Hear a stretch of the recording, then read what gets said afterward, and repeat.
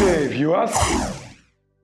Depending on your time zone, wherever you are watching me from, good morning, good afternoon, good evening to all of you. Esan oye, oye. Esan oye, oye. Esan oriri, esan naigbe, esan naim no second. Mata onia, ma mo kalu ma mo seva. Esan oye, oye. Today we are coming with a very wonderful interview that has to do with Esan history, Esan culture, and Esan language. And the man we interviewed here today is an illustrious son of Esan, a great Esan son, a man that is filled with wisdom, understanding, intelligence, and what have you.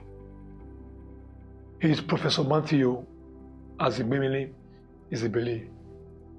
Let me tell you one thing about this man, okay? This man just started a center here in Esan called Esan Hide Center for Research and Development. What this center stands for is a center every Esan man can come to ask questions and find the answers. If you want to know anything about our history, culture, language, tradition, this is the place for it. The center is at Egboma, and this Professor Izibili is the founder of this great center for all Esan people. Now let me make this appeal here very passionately. If you know you are Esan and you believe that our tradition, culture, and history should be a thing that is known to the whole world, both to the Esans and the non-Esans, please support this center to grow. The Yoruba have their centers, the Benin's have their centers. Now Esan now have its center too.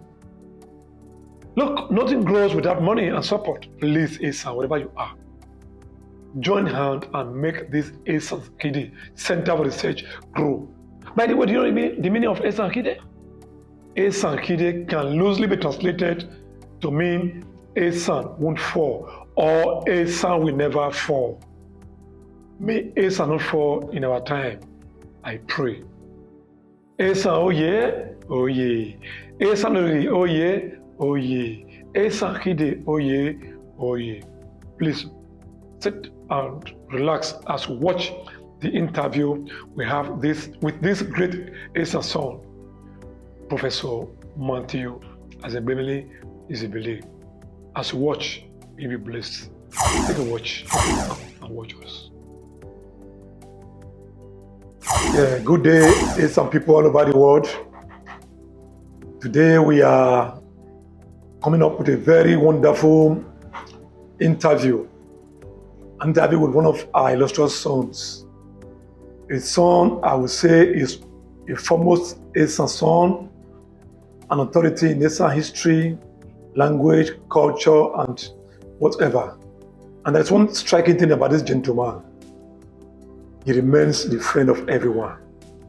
And you can't stay with him for 2-3 minutes without laughing out your sorrow. He remains a son we are all proud of. Take a look at the gentleman sitting next to me here, and I think I'll give it a time to do the introduction because I don't want to do it halfway. So we are happy that we have the chance to have you on interview today, sir. Our pleasure, sir. Thank you very much. Wow. Sir, who is Professor Matthew Izibili, sir? Thank you very much. That is a question that is multidimensional.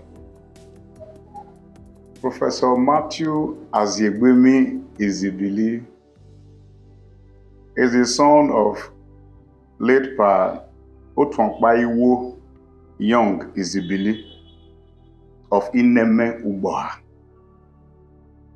By the grace of God, I was born and raised at Ugboha. I had my elementary and secondary education at Ugboha. And thereafter, I had a stopover somewhere, what I usually call my secondary school National Youth Service Corps. You know, when you finish secondary school, you cannot go to higher institution, you go and work first. I call that NYC after secondary school. I did that in Benin for some time, then later went back to the university, then Bende State University, now Ambosale University. By the grace of God, having graduated from Ambosale University, God favored me. I was among the selected few that were retained to stay back and join the team of lecturers in my department. I have grown steadily on the job and became a professor. The department wherein I was a student at the time, God also favored me. I have headed that department, while my other professors who taught me happened to be my staff. That is how life is. Today, I am in this office, a center I have always talked about and prayed about, the Center for Research and Development and Documentation of Esan Culture. Maybe when we get there, I'll tell you more about this center. This is yours sincerely, Professor Izibili. Thank you very much. Thank you very much, sir. It's been wonderful, sir. Sir, what is the dream behind the formation of this Esan Center? Great. One thing leads to the other. I never knew the question would come so quickly. I said, when we get there, I know what to say. By the name Esan, which in ordinary translation means Esan will not fall. It reminds me of some of those games we usually play while we were growing up. You remember the game of Ukwoki Zagen? Yes, sir. And Ukwoki Zagen is seen or likened to a responsibility that every Tom, Dick, and Harry ought to participate in. But a selected few may not want to put their hearts to it. And as such, a song was called Ukwoki Zagen Okinawobomede.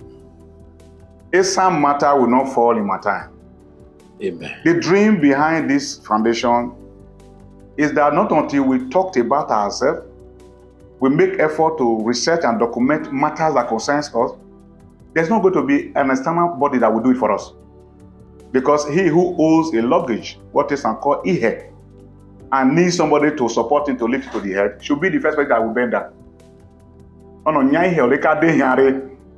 So I see this as a responsibility that we owe our people. We cannot be celebrating other people's culture, whereas ours, which is very rich in content, is being debased. And we are rushing very quickly, accepting other people's own at the expense of our own. I saw this as a need that we should have a center where our people will always be referred to and said, what do we do? What does it matter? If something like this happens in Esan, how is it handled?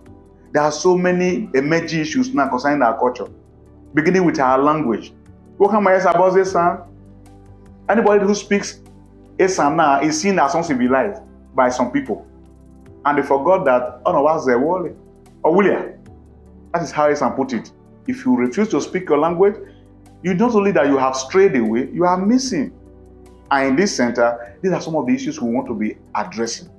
It pains me that if Benin here are very brothers and sisters, they have a center for Benin studies. Esan here, where university has been for over 40 years, there's no such thing. Except that the university that just came to Ogwa the other day, and we know that university is being funded by Yoruba people. They came here and got us insulted by establishing a center for Esan development and so and so. They call it SEDE. And I just wonder, how will a Yoruba man be championing a center that is named after Esan, where they just don't know anything about Esan? I think the time is ripe enough. We should start from somewhere. That's why he formed this center. And by the grace of God, all the necessary registration that needed to do with federal government, CAC and the rest, we have done it. That is how this center has come to be. And I pray it will not die in my time. Thank you. My pleasure, sir. Sir, who are the Esans and where can they be found? Can they also be found in other geographical locations beside Edo Central, sir? When you say the people of Esan are Usunobu, it means that their population is such that cannot be counted by fingertips. Esan people are found everywhere. Granted that by political government structuring, will be confined now to these 5 local government areas. Said Esan Northeast, where I am now, Esan West, Esan Southeast, Esan Central, and Izibili. That's how we usually count it. But I tell you, the Oedo, Ovia, Ikpobaoka, all these ones are mentioned, they are within the Benin, what you call Edo South. No corner of that location you get to, you will not hear about there. To be very honest with you, if the Esans that are resident in Benin, the present Benin Kingdom, okay, anything happens and that will make them leave Benin, I'm afraid the population of Benin will drop. I'm not minding where he's saying this, because our people, they densely populate that place. Beyond this Edo territory, nowhere you get to, you will not hear somebody say, oh, Yaba. Whether here or in Occidental world, what you call abroad, overseas, they are there everywhere. So our people happen to have migrated from Esan and are now found everywhere, perhaps because there's nothing that truly occupies us here. Apart from these few establishments, the university, the teaching hospital, and maybe local governments, whatever, no other field that engage our people. The reason why people keep living here for all this area is because there's no known structure. When I say structure, that which would have empowered them economically, that will keep them here. That's why they leave home and go to all other places. But with this, I'm saying, if there were to be organizations that can absorb our people here, majority of our people will not be migrating from here to other places. In summary, where can some people be found? They are found both at home, the neighboring towns, and other places where we may not have got it to. And I'm aware, where I'm talking now are people who are in other countries of the world, where your coverage can reach. They know that, Esan, my land. Thank you very much, sir.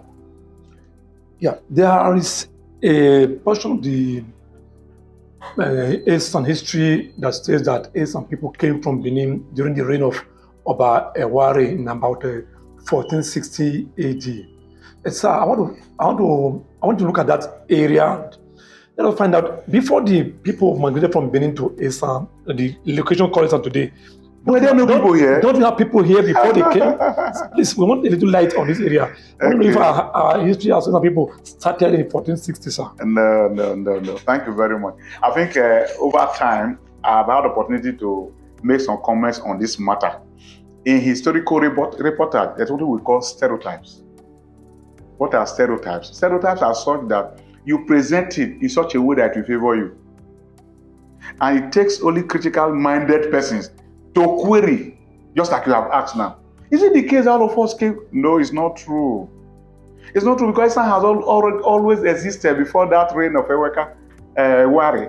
That was, history have documented now by my late uncle and father, God rest his soul, Dr. Christopher Izibili, okay, whose book has become a reference point.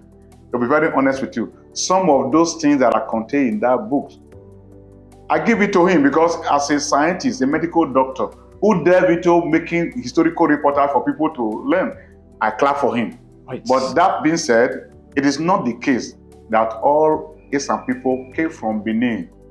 There were persons, a group of persons in Esan land, where we are now calling Esan today, before that migration from Benin. That is why I call it stereotype. In the works of Professor Oseghale Efosa of History Department, I remember in his inaugural lecture, he titled it Stereotypes in History.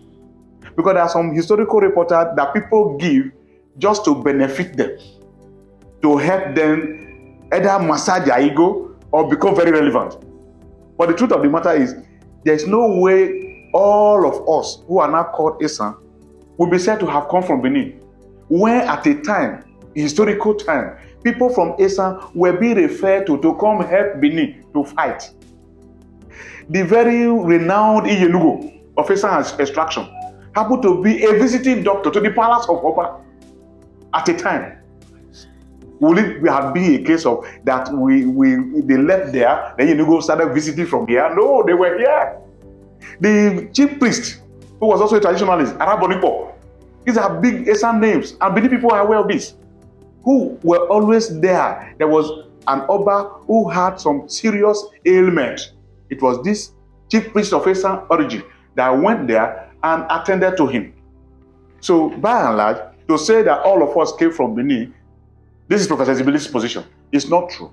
I will not accept it as a truth, because Esan people, archaeological facts have revealed to us that persons have lived in this place before that migration that was occasioned by people trying to save their lives because of the tyrannical, quote unquote, rule of once upon a time Oba in Benin. That is the truth. Oh, thank you very much, sir. Okay. Sir, I think by what you said now, we have come to realize now that not every Esan villages or kingdom migrated from Benin. Sir, do you have an idea of where some other Esan persons migrated from that are in Esan today? Very good. A group number of Esan people came from the north, the northern axis of what we are calling today present day Nigeria. And they stopped at different places. Okay? I'm aware that the place called Ezigbemilin in Uromi, if you are familiar with Uromi history, right, you know that that community is almost about the oldest community in that axis. And not the case that they came from Benin. They were there. Other persons came to meet them. If you get to Ugboha, my place of birth, Wow Koji recorded that Ijegbemilin and Ondo came from Igu in Benin to start off a place now called Ugboha, which I've done a rejoinder to that statement and claims in some of my publications and public lectures. It's not the case, it's not true. Because there's a place called Idumambu in Ugboha, for example. They are the Aburi. They are the first settlers in Ugboha Kingdom.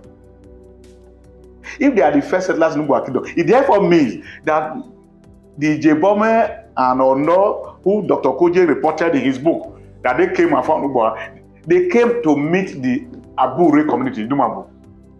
Till tomorrow, before the traditional feast we call Ukwe will ever be done in Ugboha, it is that community that feasts it. I will tell you, it's time for us to do Ukwe this year. The different quarters know the time they do their festival, but it is that place. And the traditional shrine, Isikoto, is what they call it in Ugboha. The chief priest of that shrine is not any other part of Ugboha, but the people of Idumambu. Right? So it happened that even in Ekpoma here, they will tell you there are people that have been here before other persons came. And they came from different places. Right? So those who came, for example, from Iran, what you call Iran, the present Kogi state, those who moved in through Agbede Aziz, those who moved in, all these locations, history had it. The problem we have is this: we don't have documentation. Oral history, to a very large extent, can be distorted. That is why this center, by the grace of God, we want to be busy documenting some of these historical facts, so that anybody who wants to query it, there should be a reference. I refer to late Dr. Koje's book just now. If you like, say the book is not inclusive, it's not exhaustive, but he wrote. But it is our duty now to begin to correct what we feel that he may not have covered correctly. So to come to your question again, can we point where these people come from? Yeah, there are oral historical reporters. The way and manner we conduct ourselves, the way and manner we speak, and some of the things we do, they are traceable to somewhere. Right? You cannot tell me now that the people of Ivory, for example, who will tell you that the people they call Unea, they have affinity with Owan people. And how do you place it? Say Ivory, those the community they call Unea. They will tell you they have a relationship with Owan people. How does that relationship came? It means that some of them came through that Aziz and they are now in Esan. So that is where it goes. So with time, we begin to sort some of these things out, because the way and manner will be sandwiched, as it were, together now. That this one is that one is that. I know people will say the last people to come from Benin to this place, they are the Iziegbeminlin people. You hear people say that kind of thing. And even in midst of Iziegbeminlin, some person will tell you they are more of Benin than the Iziegbeminlin. I'm aware of the people they call Ikeke. Keke will tell you that they are not, they should not be grouped as Iziegbeminlin. They say Keke Benin. All of these are some of the stereotypes because we feel that not until we are attached to them, our importance may not be known, which is not correct. I will not subscribe to that. Thank you. Oh, my pleasure, sir. Sir, I want to ask this question, and I want to know if it will be okay with you. Now, if you take a look at the Esan people, we find it difficult sometimes to pin a history of a kingdom because sometimes the king of the kingdom is not very cooperative with the people. Like I've seen that, like the Yorubas, if, for instance, a place have an argument as per their history, you go to their king and ask questions, and their king answers and tell them the right thing about their history and culture and all that. So taking a look at Esan, take a look at, do you see the kings doing enough to help in putting up more light on this area of our history? I mean, the relationship between Esan people and their kings. Do you see that's good enough, sir? That question is striking. Wow. Very striking. It's It's, but I want to be very honest. We live in a time and era, unfortunately though, where most of our kings are now absentee monarchs. I call them absentee monarchs because what constitutes a kingdom is the king within a domain. I take that again. Yeah. What constitutes a kingdom is the availability, accessibility, and readiness of a king in a domain. That makes it kingdom. King domain. King in his domain is what constitutes what? A kingdom. Kingdom is, right. And now, most of our kings are not in their domain. That's why I call them absentee monarchs. A king who is not in his domain, I'm afraid, I doubt if there's anything that could be considered cordial between him and his people. Because the people, you don't live in their midst, you do not know how they feel. And they cannot reach you.